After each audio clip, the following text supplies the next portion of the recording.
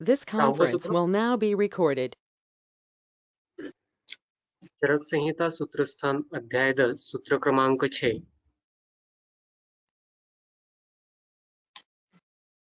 इदं च नः प्रत्यक्षं यत् अनातुरेण भेषजेन आतुरं चिकित्सामः क्षामम् अक्षामेण कृशं च दुर्बलम् आप्याययामः स्थूलं मेदस्विनम् अपतर्पयामः शीतेन उष्णाभिभूतम् उपचरामः शीताभिभूतम् उष्णेन न्यूनान् धातून् पूरयामः व्यतिरिक्तान् ह्रासयामः व्याधिं मूलविपर्ययेण उपचरन्तः सम्यक् प्रकृतौ स्थापयामः तेषां नस्तथा कुर्वत आमयं भेषजसमुदायः कान्ततमः भवति। पिछले वर्ग में हमने मैत्रेय का जो कहना था उस पर उन्होंने उत्तर दिया कि आप जो कह रहे हैं वो उचित नहीं है। चिकित्सा और करना और चिकित्सा नहीं करना ये दोनों समान है, ये कहना आपका गलत है। क्योंकि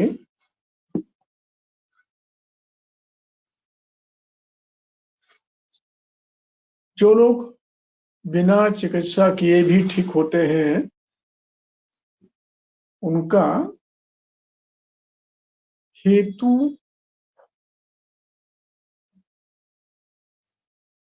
दोष, दूष्य, काल, देश और प्रकृति इनमें साम्य नहीं रहता, इसलिए वो बिना किसी औषध के अथवा षोडशकल चिकित्सा संपन्न न हो तो भी ठीक हो जाते हैं। और यदि उन्हीं को चिकित्सा करते हैं तो वो शीघ्र ठीक हो जाएंगे और अच्छी तरह ठीक हो जाएंगे। और जो आप कह रहे थे कि मरते हैं, उनकी बात भिन्न है। जो असाध्य व्याधि है अथवा जिनका आयु प्रकर्ष समाप्त हुआ है, बल बहुत ही कम है, चिकित्सा सहन करने वाले नहीं है, उनमें मरना स्वाभाविक है। इसलिए चिकित्सा करना और चिकित्सा न करना ये बिल्कुल समान है, यानी चिकित्सा का कोई उपयोग ही नहीं है, ये कहना उचित नहीं है। इस प्रकार उत्तर तो दे दिया उन्होंने, लेकिन इतना उत्तर देने के बाद उनका समाधान नहीं हुआ, अत्रे जी का समाधान नहीं हुआ। आगे वो कहते हैं वो सबसे महत्वपूर्ण है इस चरक संहिता का ये अंश, सबसे बलवान और महत्व का है।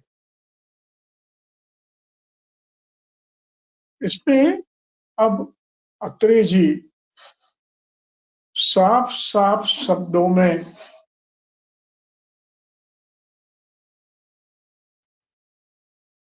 और विश्वास के साथ ये कह रहे हैं कि अत्रेय जी, मैत्रेय जी षोडशकल चिकित्सा से रोग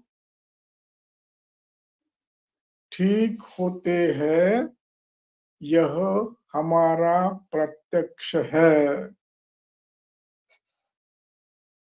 ये हम सब ऋषियों का प्रत्यक्ष अनुभव है। हमने गत 300 साल में, 300 से भी अधिक साल में इसका प्रत्यक्ष अनुभव लिया है।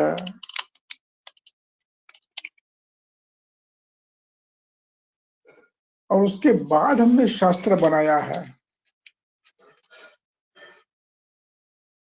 और वो शास्त्र बनाते समय इस पे प्राचीन पद्धति के अनुसार एक एक सिद्धांत को रखना, उसको प्रत्यक्ष अनुमान आप्तोपदेश के आधार पर सिद्ध करना, वो भी अनेक पद्धति से।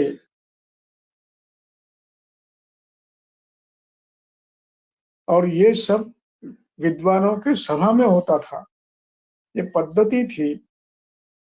तद्विद्य संभाषा होते थे, उसमें सभी लोग शामिल होते थे। ये चर्चाएं दिनों दिनों तक चलती थी, उसको ज्ञान यज्ञ कहते थे। इसका वर्णन चरक में आगे आया है। और उनमें एक एक सिद्धांत रखना, प्रस्थापित करने के बाद उसका पूर्व पक्ष, संशय, और फिर उसकी सिद्धि, अनेक शंका संशयों का निरुत्तर करना, इस पद्धति से परीक्षा होती थी। और उसके बाद सिद्धांत पक्का होता था और फिर उसको हम शास्त्र के रूप में रखते थे। ये हमारी परंपरा थी और इसका उल्लेख उन्होंने विमान स्थान में किया है 8वें अध्याय में। सिद्धांतो नाम परीक्षकैः बहुविधं परीक्ष्य हेतुभिश्च साधयित्वा प्रस्थाप्यते स सिद्धांतः। उसको सिद्धांत कहते हैं, उसको विधान कहते हैं। जो अनेक परीक्षकों ने, विमान स्थान अध्याय 8 सिद्धांत की व्याख्या। दाखवतोय सर, एक मिनिट. हाँ, कि इस प्रकार हम एक एक सिद्धांत बनाते थे, उसका प्रत्यक्ष अनुभव करते थे, उसकी परीक्षा प्रत्यक्ष अनुमान ऐतिह्य के आधार पर करते थे और फिर उसको तद्विद संभाषण में रखते थे।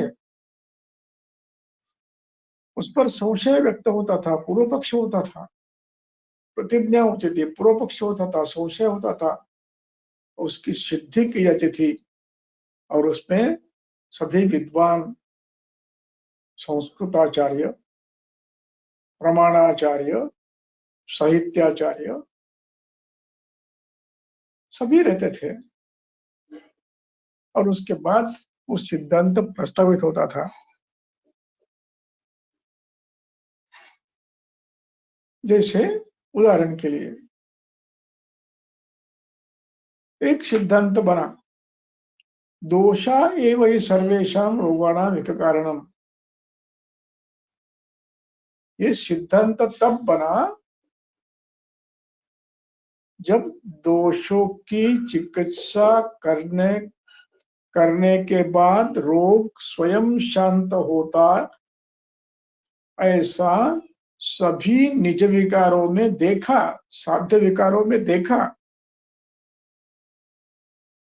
तब जाकर निर्णय किया। ये सिद्धांत के वाली व्याख्या थी।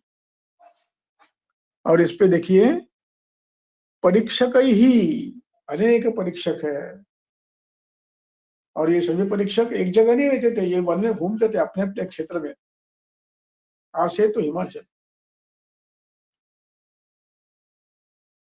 और इस पर चर्चा, प्रतिवर्ष उसमें चर्चा होती थी कुंभ में या अन्य किसी ऐसे विशेष दिनों में।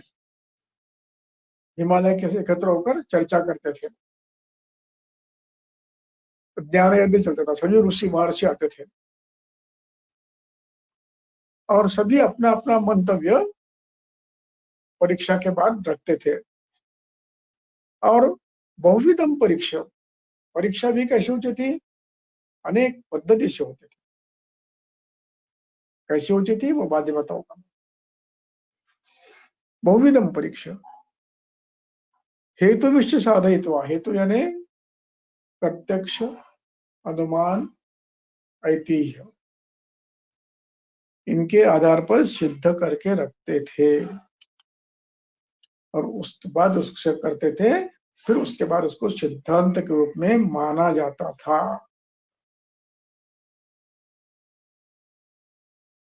इसमें मैंने उदाहरण लिया कि दोषा एवं सर्वेषां रोगाणां कारणम, ये सिद्धांत कई दिनों के अध्ययन के बाद रखा गया। रोग होते क्यों हैं,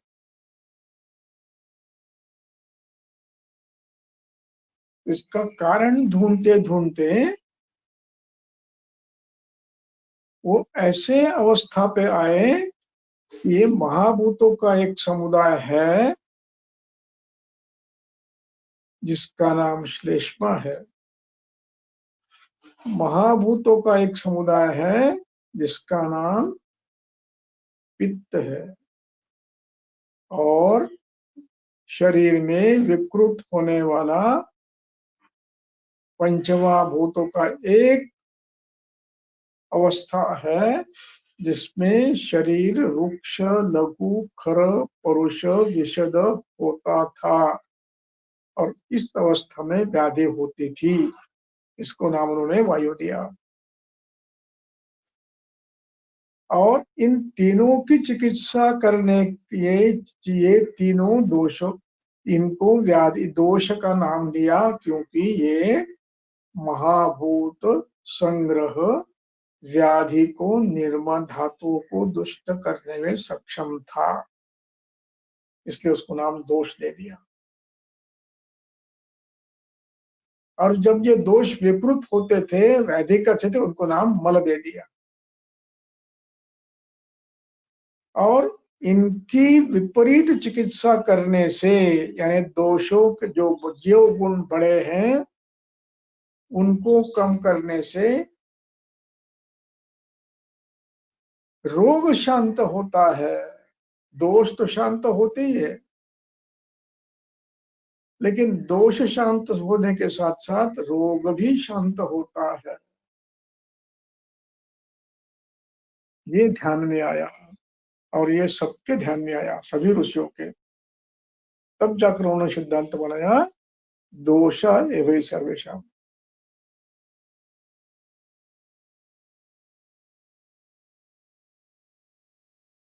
अब ऐसे सिद्धांत बनाते गए। दूसरा सिद्धांत बना,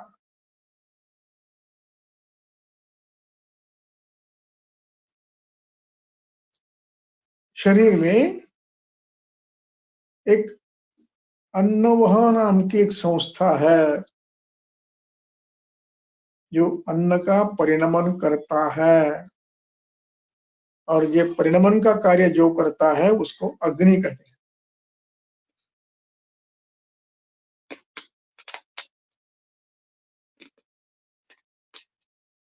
इनका अध्ययन किया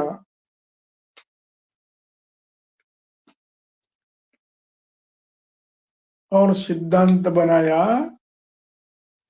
कि जो अग्नि अच्छा रहा, जिसका अग्नि सम रहता है, अच्छा रहता है, वो यदि विधि पूर्वक आहार करता है तो वो आजीवन स्वस्थ रहता है। और जब वो इनमें विधि विरहित आहार विहार करता है तब निश्चित बीमार पड़ता है।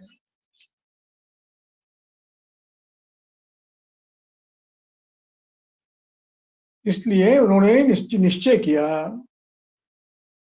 कि शरीर में अग्नि नाम की संस्था है जिसकी अपनी क्षमता है, उसको साम्यावस्था कहते हैं।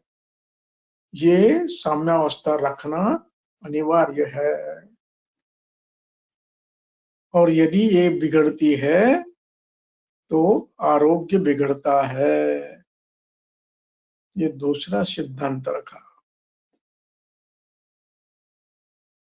अब ये मंद क्यों होता है, इसका भी अध्ययन किया।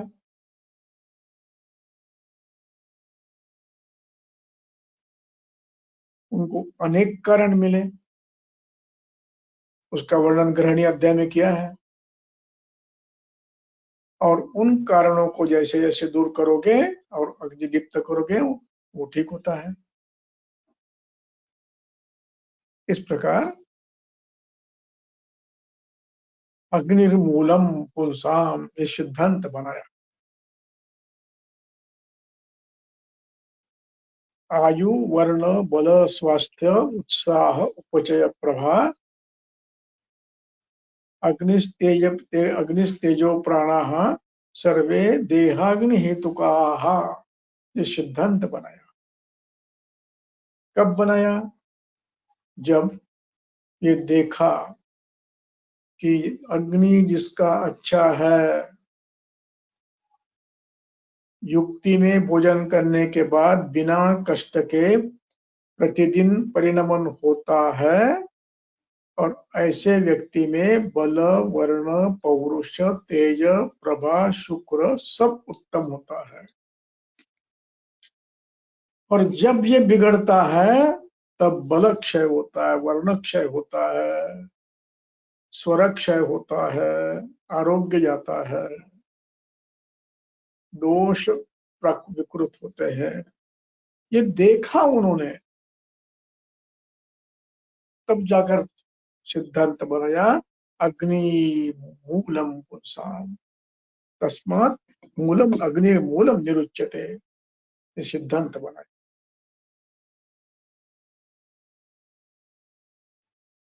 अब ये क्यों होता है, अग्नि ठीक रहना क्यों अच्छा, क्यों आवश्यक है, क्या संबंध है, इस पर चर्चा हुई। तब उसमें ही निश्चित हुआ कि जो हम पंचभौतिक आहार खाते हैं उन्हीं से धातु बनते हैं, रस रक्त मांस में, दूसरा तो कोई बाहर से देता नहीं। हम जो धान खाते हैं गेहूं खाते हैं उससे बनता है, ये कैसे बनता है? तो उन्होंने उसकी परीक्षा की, उनके ध्यान में आया कि ये आहार का अग्नि के द्वारा परिणमन होता है, और परिणमन के बाद पहली अवस्था होती है जो उसका निचोड़, परिणमन के बाद उत्पन्न होने वाला पहली अवस्था, उसका नाम दिया उसने रस। और उसको रसज नाम क्यों दिया? ये शरीर में 24 घंटे घूमता रहता है। अहरहर गच्छति इति रसः।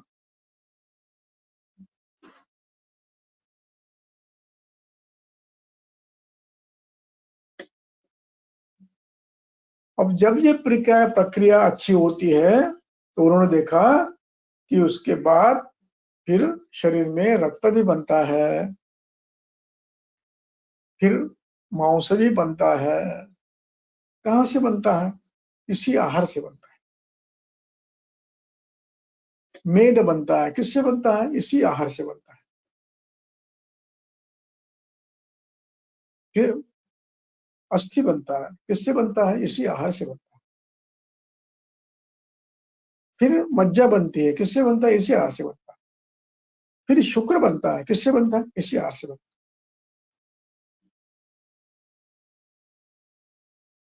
तब उन्होंने इसका अध्ययन किया, ये कैसे बनता है। आहार तो हम ले रहे हैं वो एक सब सफेद रंग का चावल और हरे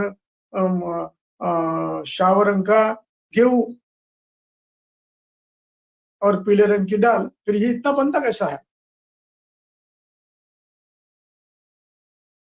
तो उसके लिए उन्होंने एक पक्का किया कि इसका आहार, ये हम जो दाल चावल गेहूं खाते हैं उससे रस धातु बनता है, और इस निचोड़ को फिर शरीर में रस रक्त बनाने की, शुक्रांत धातु बनाने की कहीं ना कहीं संस्था होनी चाहिए।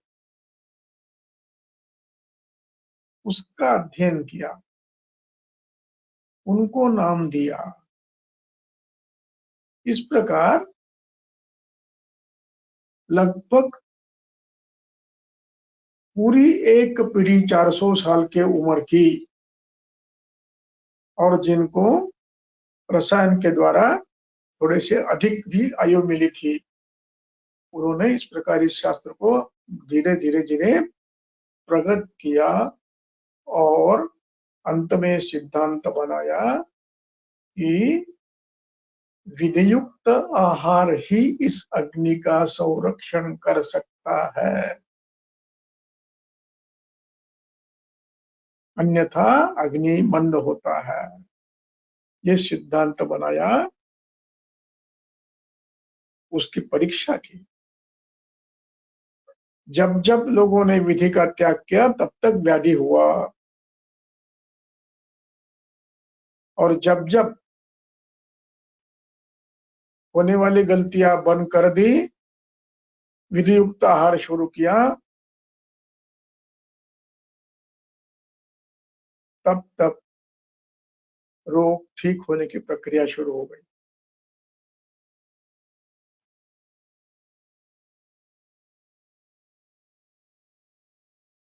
इस प्रकार भिन्न भिन्न पद्धति से एक एक सिद्धांत को प्रस्थापित करते गए।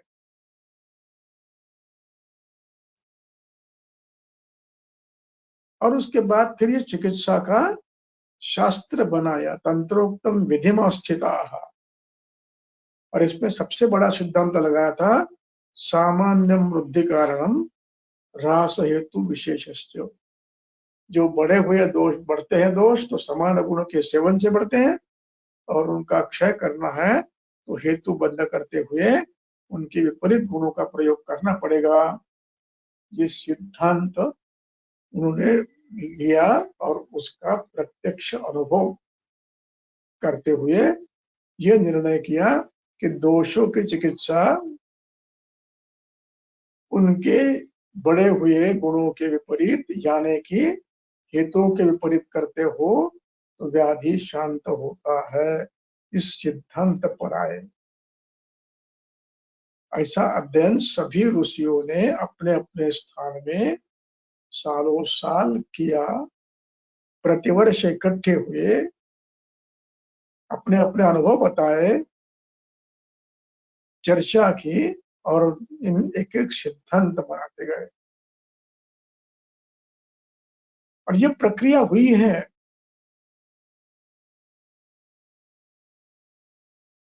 चिंतन की, परीक्षण की प्रक्रिया हुई है, उसके बाद शास्त्र का निर्माण हुआ है। इसलिए अत्रेय कहते हैं कि रोग षोडश कल चिकित्सा से ठीक होते हैं। ये हमारा प्रत्यक्ष है, ये हमारा ऑब्जर्वेशन है, सभी का है।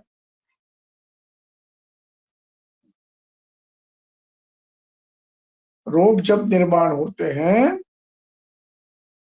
तब दोषों के लक्षण उत्पन्न होते हैं, और उन दोषों के आधार पर, हेतुओं के आधार पर हम दोषों की चिकित्सा करते हैं तो रोगी भी ठीक होता है। ऐसा हमारा कई सालों का सभी व्याधियों में अभ्यास है, सभी साध्य व्याधियों में अभ्यास है।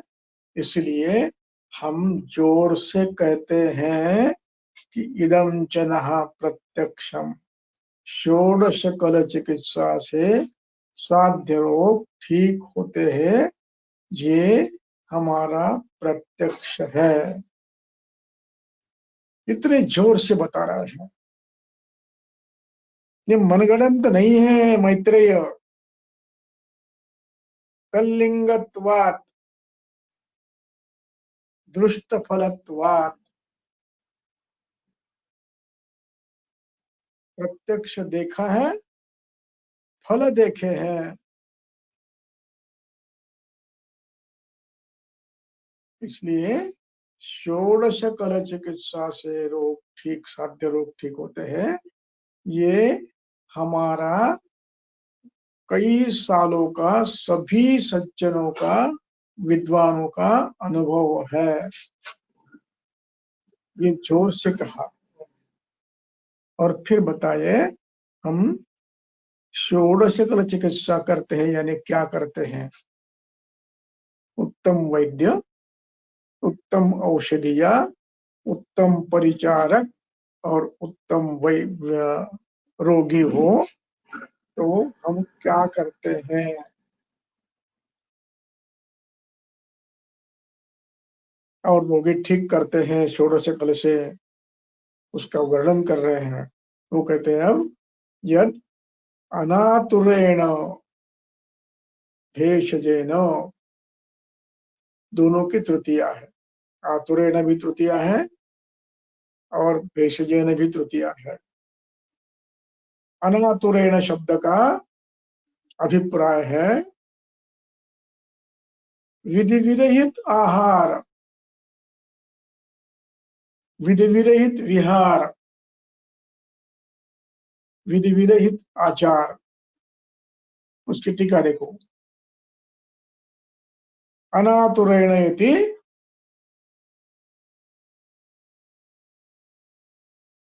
आतुर गुण विपरीतेन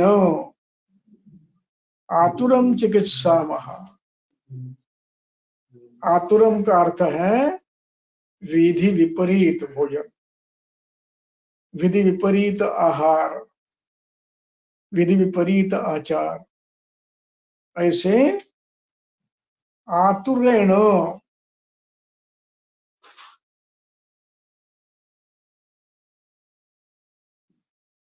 आतुरम अनातुरेण, ये आतुर भेषज, आतुर रोगी का नाम है। और ये किससे व्याधि उत्पन्न हुआ है? आतुर भेषज से।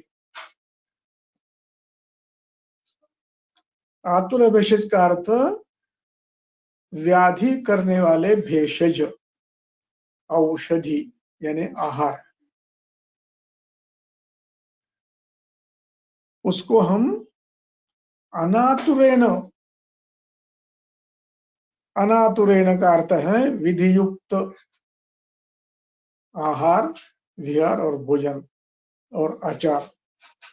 चिकित्सा महा, जिन द्रव्यों से व्याधि उत्पन्न होती है गलत पद्धति खाने से, उनके विपरीत द्रव्यों ने अनातुरेण यानी विधियुक्त आहार से, विहार से हम चिकित्सा करते हैं। और उसमें भी क्या करते हैं हम? जब विधियुक्त भोजन देना है तो वो सरासर सबको एक नहीं देते हैं।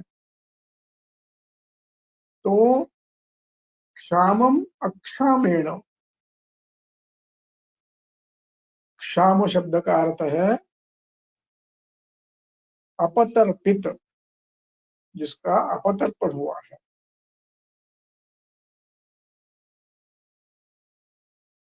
उसको संतर्पण करने वाले द्रव्यों से चिकित्सा करते हैं। क्षामेण, क्षामम अक्षामेण, क्षामा के विपरीत अक्षाम। क्षाम यानी अपतर्पण और अक्षाम यानी संतर्पण। जिसमें अपतर्पण हुआ है उनको विधियुक्त भोजन संतर्पण रूप में देते हैं। उसका अधिक स्पष्टीकरण करते हैं। कृशम च अप्यायामः, जिनमें कारश आया है, लंघन अधिक हुआ है, उनको कृशम च दुर्बलम च अप्यायामः, उनमें धातु वृद्धि करते हैं। अब यहाँ जब हम ये कहते हैं अनातुरेण भेषजेन चिकित्सामः, इसका दूसरा अर्थ है कि हमने आतुर भेषज से भोजन से पुष्टि बंद कर दी है, यानी विधि विरहित आहार से पुष्टि करना हमने बंद कर दिया है। इसका दूसरा अर्थ है कि हमने विधियुक्त आहार शुरू किया है। हम आतुर करने वाला आहार अब दे नहीं रहे हैं, हम अब अनातुर दे रहे हैं, यानी विधियुक्त दे रहे हैं। इसलिए दुर्बल को अपेत करने की चिकित्सा कर रहे हैं, और जो जिसमें संतर्पण हुआ है उसमें अपतर्पण करने की चिकित्सा कर रहे हैं। इसमें भी हमने संतर्पण कर रहे हैं, विकृत संतर्पण करने वाले हेतु निकाल लिए हैं और फिर अपतर्पण करने की चिकित्सा शुरू कर दी है। उसी प्रकार जब श्लेष्मा, पित्त, वायु ये शीत गुण से अभिभूत होते हैं तो हम उनकी चिकित्सा उष्णेन कर रहे हैं, उष्णेन उपचारमः। शीतेन अभिभूतानाम, हाँ उल्टा हो गया, जो शीतेन अभिभूत जो बराबर है, हाँ शीत से अभिभूत जो हुए हैं तीनों दोष, उनको हम उष्ण से उपचार करते हैं। और जो शीत उपचार करते हैं, शीतेन अभिभूतानाम उष्णाभिभूत, उल्टा हो गया, शीत से जो अभिभूत हुए उनको उष्ण चिकित्सा कर रहे हैं, और जो शीत से अभिभूत हुए हैं उन पर उष्ण चिकित्सा कर रहे हैं, यानी विपरीत चिकित्सा हम कर रहे हैं। न्यूनान पूरयामः, जो दोष क्षीण हुए हैं उनकी वृद्धि कर रहे हैं, जो धातु क्षीण हुए हैं उनकी वृद्धि कर रहे हैं, जो दोष बढ़ गए हैं, गुण बढ़ गए हैं, उनके गुण कम कर रहे हैं, जो धातु बढ़ गए उनका ह्रास कर रहे हैं। इस प्रकार हम षोडश कल चिकित्सा करते हुए दोषों को साम्यावस्था में ला रहे हैं। और ये सब करते हुए हमारा सिद्धांत क्या है? मूल विपर्येण उपचरन्तः। मूल विपर्ययेण की टीका है, कारण विपर्ययेण उपचरन्तः। हम व्याधि के जो कारण है, जिन कारणों से शरीर की विकृत पुष्टि हो रही थी, उन कारणों को बंद करके विकृत पुष्टि बंद कर दी, और उसके विपरीत गुणों से उनको साम्यावस्था में लाकर प्रकृतौ स्थापयामः, सम्यक प्रकृतौ स्थापयामः, उनका परिपूर्ण स्वास्थ्य निर्माण कर रहे हैं हम। केवल रोग के लक्षण ठीक नहीं कर रहे हैं। अस्परी शूल है, अस्परी निकाल दिया, शूल कम कर दिया, नहीं नहीं नहीं, हम अस्परी निर्माण ही ना हो इसकी व्यवस्था कर रहे हैं। सम्यक प्रकृतो स्थापयामः, दोबारा होए।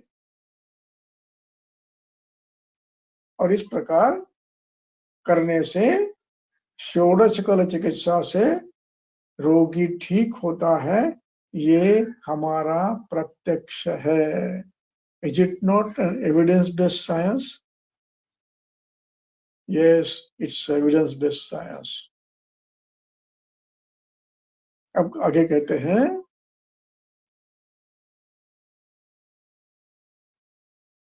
नह तेषाम, नह, नह यानी हम,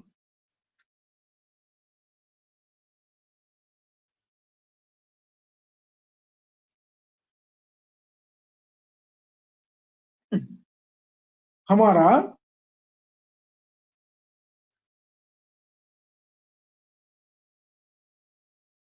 यह उपक्रम तेषाम यानी रोगियों का षष्ठी है, उनका इस प्रकार जब हम भेषज समुदाय देते हैं, अयम भेषज समुदायः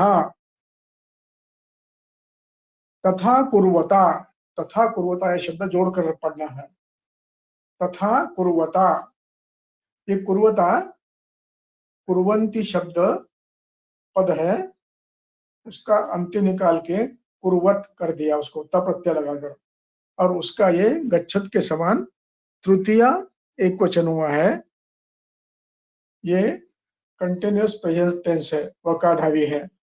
कुर्वता उसकी तृतीय है, तथा कुर्वता। इस प्रकार विपर्य चिकित्सा करने से जो हम करते हैं, जो अनातुरेण भेषजेन उपक्रमः, क्षामम अक्षामेण उपक्रमः, स्थूलम अपतर्पयामः, शीताभिभूतम शीतेन उष्णाभिभूतम उपचारन्तमः, शीताभिभूतम उष्णेन उपचारयन्तः,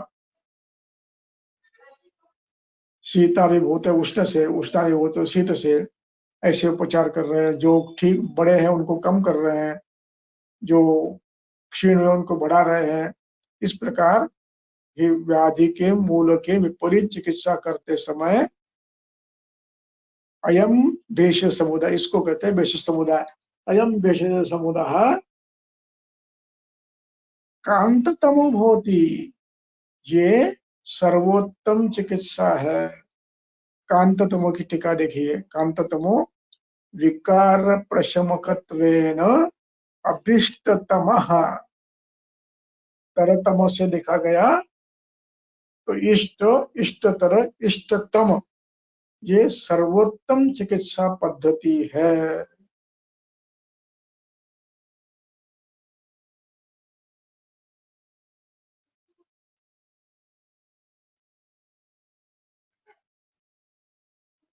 ये वैश्य समुदाय श्रेष्ठतम है।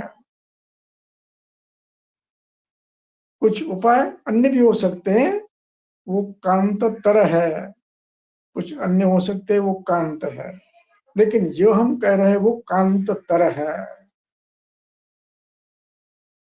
ये पूरे विश्वास के साथ मैत्रेय को कह रहे हैं, जिसको समझना आवश्यक है। और क्या कह रहे हैं? इदम जनः प्रत्यक्षम।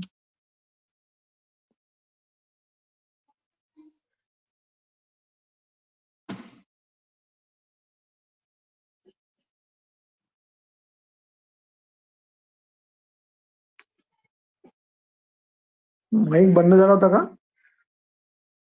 हेलो, माइक बंद हुआ था क्या? नाही सर, व्यवस्थित सुरू आहे. मग बंद काय झालं? स्क्रीन आमचा स्क्रीनवर काहीच नव्हतं, एकदम ब्लैक। हाँ, तो इस प्रकार ये मैत्री जी के प्रश्न का उत्तर बड़े विश्वास के साथ दे रहे हैं। ये समझना आवश्यक है कि षोडश कल चिकित्सा में भी हम क्या करते थे। हम व्याधिकर भावों को बंद करते थे और साम्य प्रस्थापित करने वाले भावों को देते थे।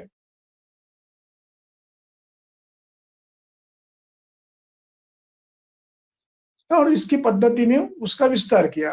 यानी क्या करते थे हम? अपतर्पण करने वाले पदार्थ हो तो वो बंद करके संतर्पण करते थे। संतर्पण करने वाले भाव थे, उनको बंद करके अपतर्पण करने का प्रयास करते थे। यदि शीत से कोई व्याधि हुआ है तो हम उष्ण चिकित्सा करते थे। यदि उष्ण से अभिभूत हुए दोष तो हम शीत चिकित्सा करते थे। दोष बढ़ गए हैं तो कम करते थे। क्षीण हुए तो उनको बढ़ा देते, धातुओं को बढ़ा देते, क्षीण है तो। इस प्रकार हम चिकित्सा करते हुए व्यक्ति को संपूर्ण आरोग्य देते थे। और ये हमारा प्रत्यक्ष अनुभव है। ये अत्रेय जी अपने शिष्य परिवार में एक शिष्य जो था, जो संशय रखता था, उसको ये बता रहे हैं कि इदम च नः प्रत्यक्षम। इदम यानी ये, नः यानी हमारा, प्रत्यक्ष यानी एविडेंस बेस्ड साइंस है। अनुमान से, प्रत्यक्ष से, आप्तोपदेश से हमने परीक्षित करके ये आपको बता रहे हैं। अग्निवेशादि ऋषियों को देने के पूर्व ये प्रक्रिया पूरी हुई थी और इन सभी ऋषियों ने अपने अपने तंत्र बनाए थे और वो तंत्र अपने अपने शिष्यों को इच्छा अनुसार दिए थे और फिर उन शिष्यों ने उनके तंत्र के आधार पर एक संक्षिप्त तंत्र बनाए हैं, जिसका नाम अग्निवेश संहिता, भेद संहिता, हारित संहिता, सुश्रुत संहिता, निमित संहिता, ऐसे नाम है। ये प्रक्रिया पूरी हुई है, तब जाकर ये कह रहे हैं कि इदम च नः प्रत्यक्ष। और ये सभी ग्रंथों में कहा है।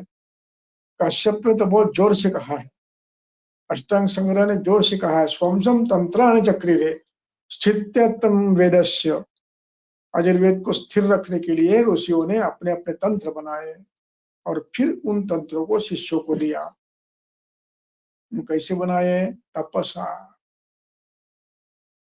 कई सालों तक तपस्या की, से 100-150 साल तक तपस्या की, फिर चिकित्सा उपक्रम करते गए सिद्धांत बनाने के बाद, और फिर जाकर अपने शिष्यों को दिया। इस प्रकार मैत्रेय के मत का खंडन करते हुए उन्होंने अपना सिद्धांत प्रस्थापित फिर से एक बार शिष्यों के सामने किया।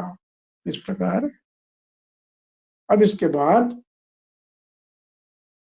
प्रसंग तंत्र युक्ति, इस प्रकार 1 मिनट में आया मैं, 2 मिनट।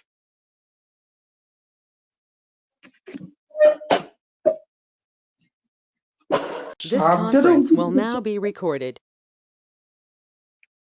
अब हम कह रहे हैं कि हम साध्य रोगों की चिकित्सा कर रहे हैं, असाध्य की बात नहीं कर रहे हैं। इसलिए ये साध्य किसको कहते हैं, असाध्य किसको कहते हैं, इसकी चर्चा करना उनको अनिवार्य लगा। इसलिए उन्होंने अब उसका वर्णन करना प्रारंभ किया।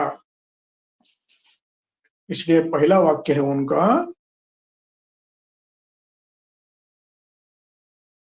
पढ़ो, 7वां श्लोक पढ़ो।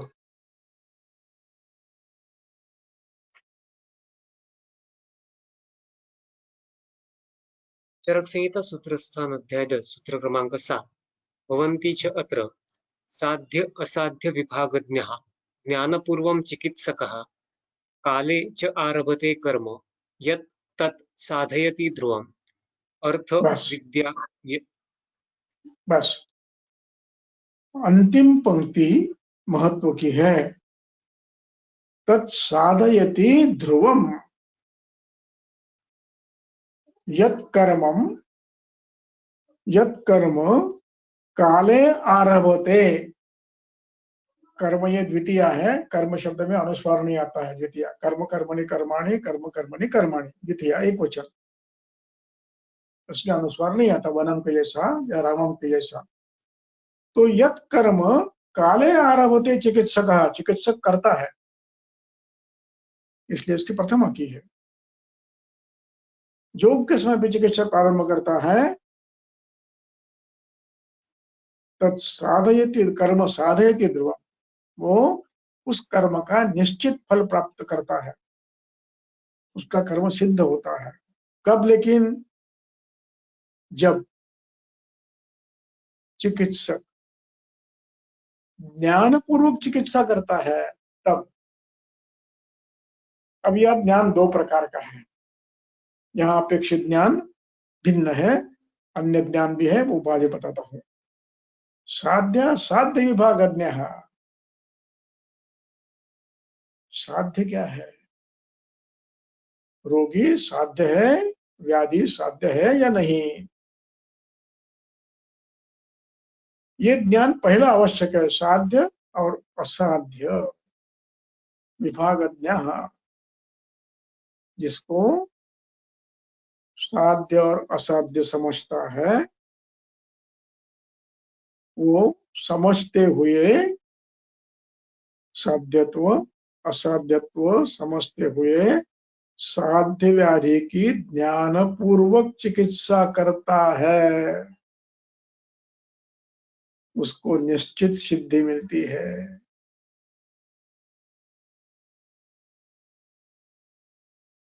अब यहाँ ज्ञानपूर्वक शब्द का अर्थ व्याधि का ज्ञान केवल नाम मात्र से नहीं है, केवल नाम मात्र से नहीं है।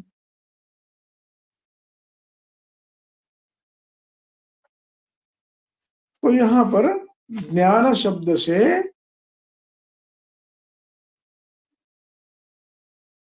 अपेक्षित है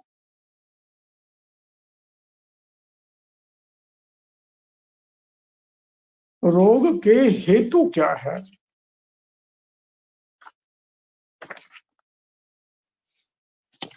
दूसरा, दोष दुष्ट कौन से हुए हैं। तीसरा, दोष किन गुणों से हुए हैं। चौथा, उन्होंने आश्रय कहाँ किया है। पांचवा, आश्रय स्थान यानी दूष्य, देश,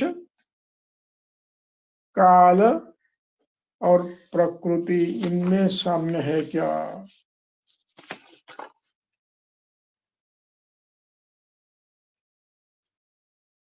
और रोग बल कैसा है, रोगी बल कैसा है,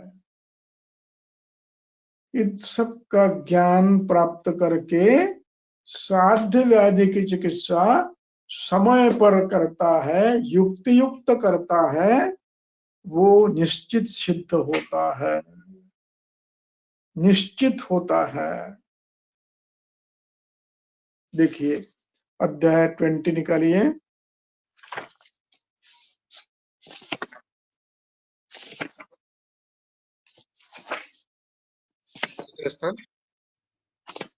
श्लोक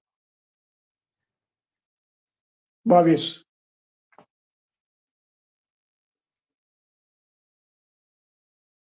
20 से 22। अध्याय 20 सूत्र क्रमांक 20। रोगमादौ परीक्षेत ततो अनंतरम औषधम ततः कर्म भिषक पश्चात ज्ञानपूर्वम समाचरेत। यस्तु रोगम अविज्ञाय कर्मणि आरभते भिषक अपि औषध विधानज्ञः तस्य सिद्धिः यदृच्छया। यस्तु रोग विशेषज्ञः सर्व भैषज्यकोविदाः देशकाल प्रमाणज्ञः तस्य सिद्धिः असंशयम्। रोगम आदौ परीक्षेत,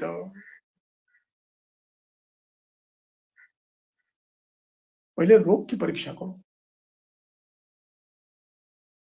ये तो क्या है, दोष कौन सा है, ये दोष के गुण कौन से बड़े हैं, संसर्ग है या सन्निपात है, स्वतंत्र है या परतंत्र है, अधिष्ठान क्या है, काल कौन सा है, देश कौन सा है, प्रकृति देश दूष्य और दोष दूष्य इनमें साम्य है या नहीं। यदि इनमें साम्य है तो व्याधि बलवान है, यदि इसमें साम्य न्यूनतम है तो साध्य है, और यदि साम्य बीच में है, मध्य में है, कुछ साम्य है कुछ असाम्य है, तो व्याधि मध्यम बलवान है। इतना सब ज्ञान होने के बाद फिर अब व्याधि के बल के अनुसार औषध परीक्षा करनी है। इसको मुझे शीत गुण के युक्त विपरीत आहार विहार औषधि मध्यम बल की देनी है, हीन बल की देनी है, उत्तम बल की देनी है। ये परीक्षा अब बाद में करनी है। और ये निर्णय करते समय ये भी देखना है कि रोगी का बल क्या है। इस प्रकार जो कर्म निश्चित करता है, ततः कर्म भिषक पश्चात ज्ञान पूर्वम समाचरेत्। इसके बाद जब कर्म प्रारंभ करता है करना चाहिए। और जो व्यक्ति ऐसे नहीं करता, यानी क्या करता है, यस्तु रोगम अविज्ञाय, रोग को जानता ही नहीं है। नाम मालूम हो गया पक्षवदे अभ्यंग शुरू, नाम पता हो गया प्रतिष्ठा है त्रिभुवन कीर्ति शुरू।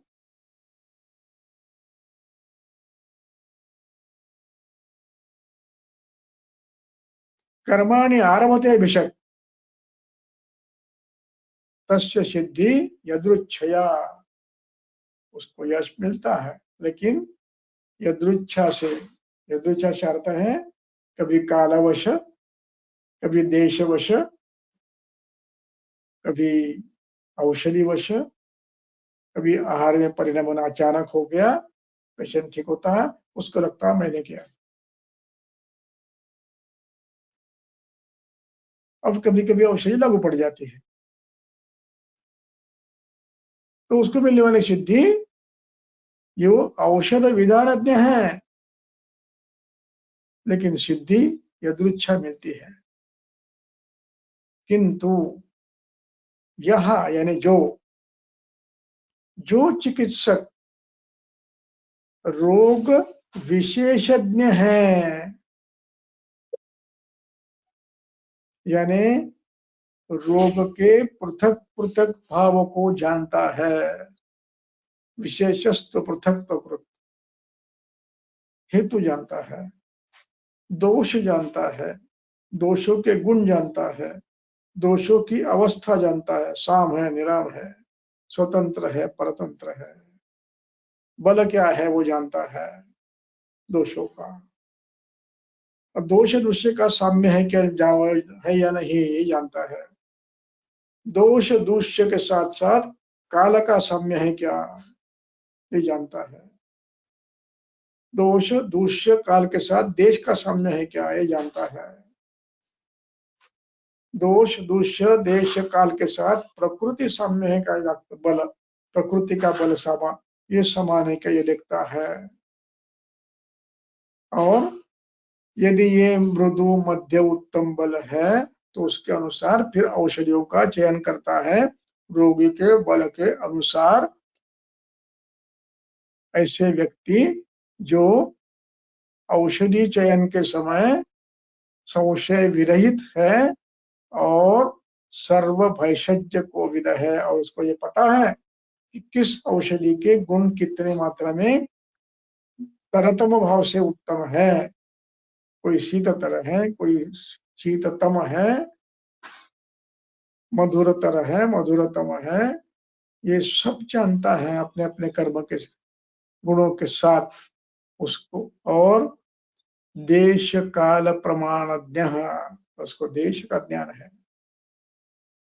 काल के बल का ज्ञान है, देश बल का ज्ञान है, प्रकृति बल का ज्ञान है, दोष बल का ज्ञान है, दूष्य बल का ज्ञान है।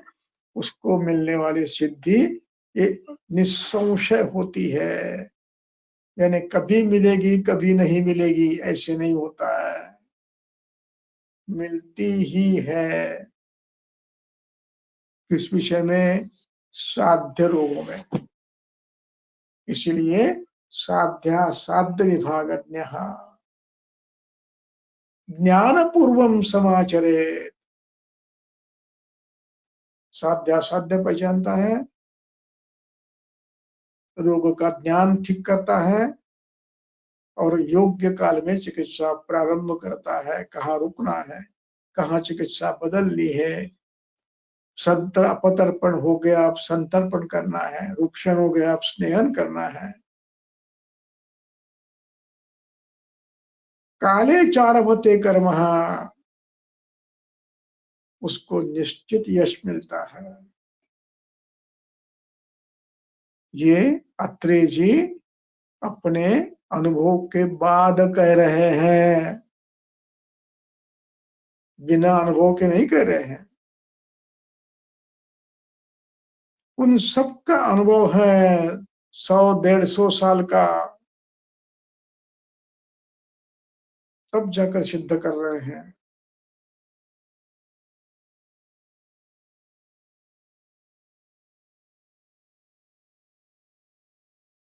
और जो व्यक्ति असाध्य व्याधि की चिकित्सा करता है बिना समझे, असाध्य व्याधि समझना और रोगी को ये बता देना, उनके घर वालों को कि ये ठीक होने वाला नहीं है, हमें प्रयास करना है जब तक जीवन जीवित है। यदि ऐसे ज्ञान उसको नहीं होता है और चिकित्सा करते रहता है तो उसको असाध्यम समुपाचरेत, उसको क्या मिलता है? अर्थ हानि, विद्या हानि, यश हानि, उपक्रोश, यानी समाज में उसकी निंदा होती है। असंग्रहम, चिकित्सा करने के लिए प्राचीन काल में वैद्यों को या तो गुरुओं को उपादान मिलता था, वो भी बंद हो जाता है।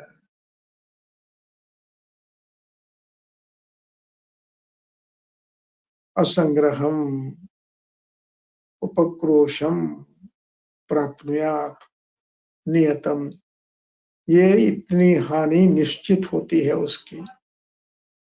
जो असाध्य व्याधि की चिकित्सा न समझने के कारण करता है, उसकी यह अवस्था है। इसलिए ज्ञानपूर्वक चिकित्सा साध्य असाध्य ज्ञान के साथ करनी चाहिए। असाध्य की चिंता करते समय पेशेंट को पूरी कल्पना देकर करना उचित है। यदि समझ में नहीं आया तो मुश्किल है। इस प्रकार अत्रेय ने, महर्षि अत्रेय ने मैत्रेय का समाधान करने का प्रयास किया है। इसके बाद का विषय है वो सब बहुत ही महत्वपूर्ण है, उसको अगले व्याख्यान में लेंगे।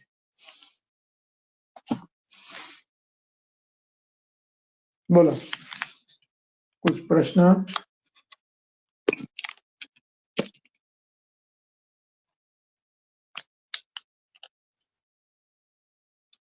नहीं सर, अभी आज कोई क्वेश्चंस तो नहीं है।